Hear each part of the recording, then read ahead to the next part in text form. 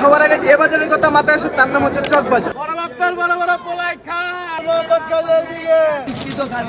এই ইফতারের বাজারটি 400 বছরের পুরনো ঐতিহ্য এখনো বহন করতেছে। চকবাজারের প্রত্যেকটি ব্যবসায়ী তাদের পূর্বপুরুষদের ব্যবসা নিজের হাতে তুলে নিয়েছে, এমনকি তারা এই ব্যবসা এখনো ধরে রাখতেছে। আলোচিত খাচ্ছি, যেটা ভাইরাল খাচ্ছি, শিক্ষিত খাচ্ছি। আজ আমি আপনাদেরকে এই ইফতারের বাজারের গল্পই শোনাবো, তাহলে চলুন দেরি না করে ভিডিওর মূল পর্বে আসা যাক।